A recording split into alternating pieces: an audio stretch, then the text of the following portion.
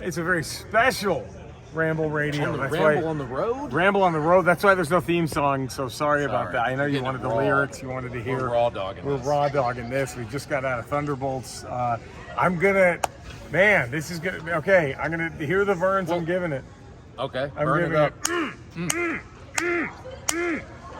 Like 4.5. I think it's like a 4.5 burner. 4.5. Yeah, maybe 5? Could be 5. The end, Act 3 kind of might have pushed it to 5. Act 3 was a good one. I'll tell you, the listeners, what in Sweden, everybody in Sweden, what I told Eddie. Our favorite country. Our favorite country is that Florence Pugh needs to be the new face of the franchise for Marvel. She's the MVP of this movie and probably this phase right now. This phase. She needs to be, I mean, they need to put her front and center. She needs to be the Robert Downey Jr. Iron Man of this I mean, it was phase. Just a couple months ago we were in this exact same spot. Yes. Crying? Hurt? Gut punched? Gut punched by how bad Brave New World was. Yeah. Harrison Ford couldn't save it. You put him in anything. Regarding Henry was halfway. I didn't give a fuck about that movie. But Sabrina was kind of watchable. Harrison, that's how bad Brave New World was. Put stuff in Harrison Ford in it. Didn't help it at all. But now Thunderbolts. Whew. Thunderbolts. Nobody near as famous and tremendous. Great movie. No spoilers. We're going to be a spoiler-free.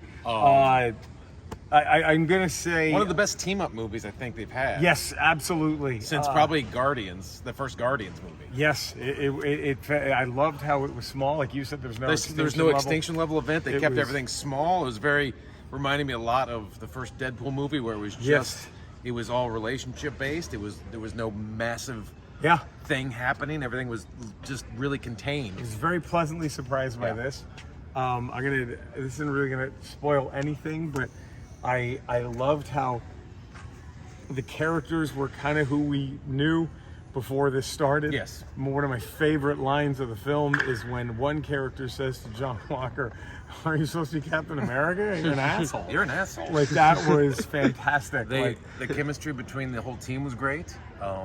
It was really dynamic. good. Yeah. I just like and also I'm going to say this too. Look, everybody's fantastic in it. Everybody, from the villains to the heroes, they're all great. They're all shocking moments. Shocking moments. Yeah. Well, they're all very. What do you call it? Watchable. What's the better word for watchable? Engaging. They're all very engaging. Charismatic. Very charismatic. I do think when I say Florence Pugh is like the MVP of this film, I don't think Sebastian Stan gets enough credit for being like he's like the Emmitt Smith. Well, he's the glue. He's the offensive line. Yeah, he's the glue that sort of holds it all together. For all these things. Yeah. Like, he was the only good thing about Brave New World. Like, it was the best scene in Brave New World. Like, his Bucky is kind of like that killer 92 Cowboys, Hogs, Washington offensive line where you can rely on them. If you're saying Florence Pugh is the Robert Downey Jr.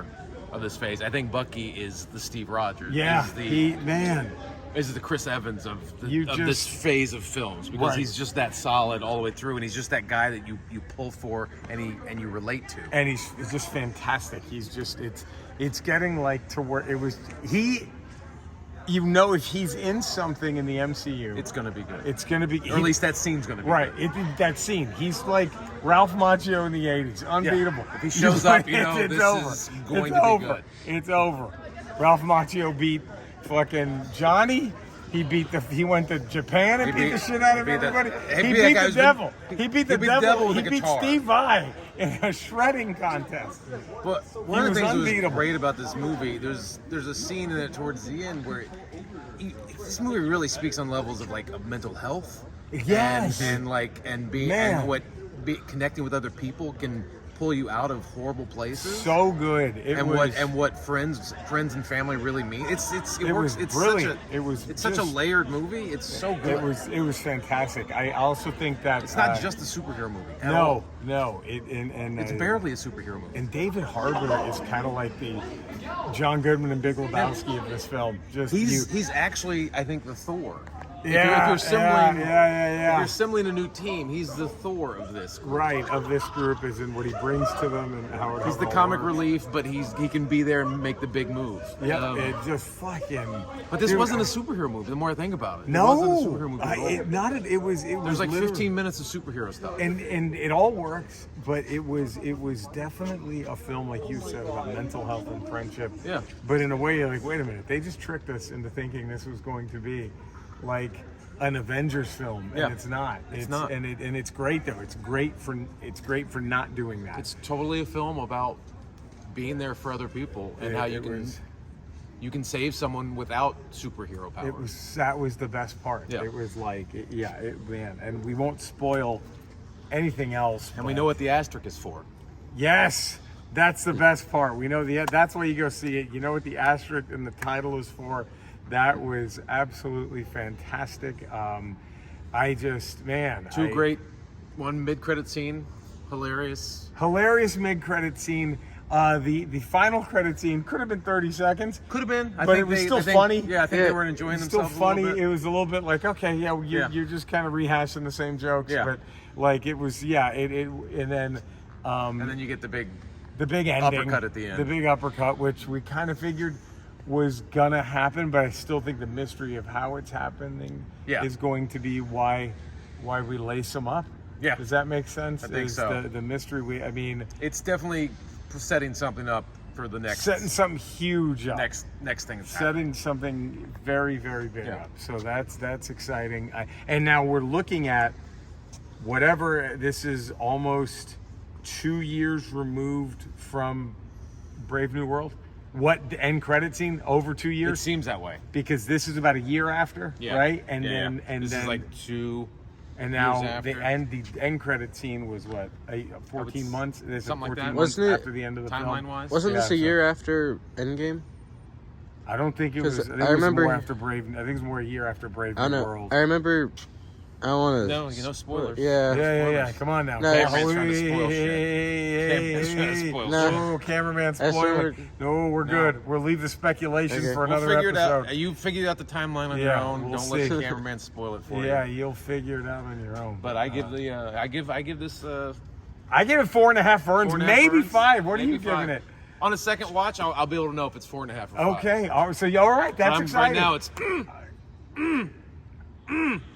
Oh. So you're 4.5. 4.5. All right, you're 4.5 burns too. Could it be 5? Man, it's close. I'm going to see this again. One of my favorite post-Endgame films, if not my favorite post-Endgame film. It might be Deadpool Wolverine and this one. Yeah, those are the two. No Way Home was great, but I think it's Deadpool Wolverine and. I kind of think these are in a different class. Yeah. From No Way Home. And this one felt like Deadpool Wolverine was a lot of fan service and just a fun ride. Yeah. This movie was fun, but also there was like a lot of.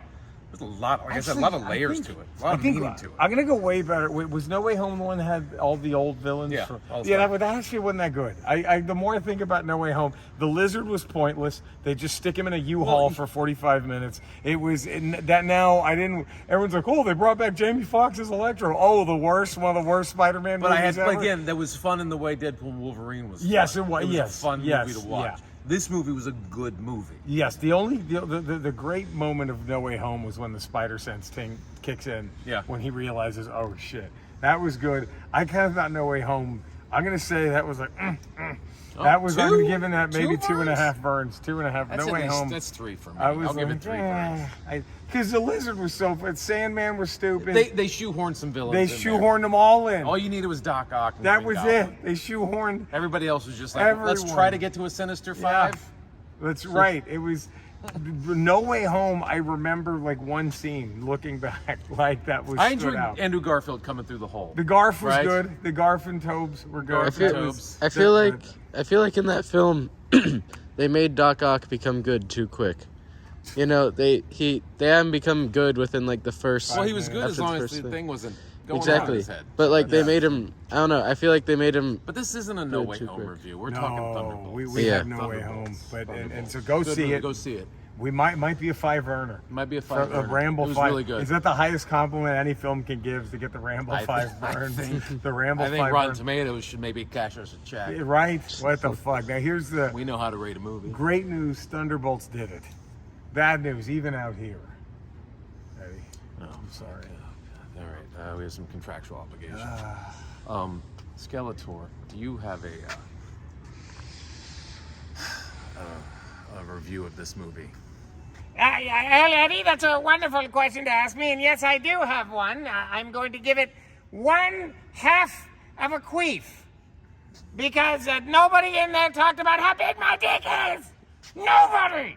The whole fucking movie, a 3 fucking minute end credit scene, and nobody talks about how big my dick is? Fuck this shit! He-Man's mother has a giant pussy. That's how mad I am. I'm just gonna say it. Fuck!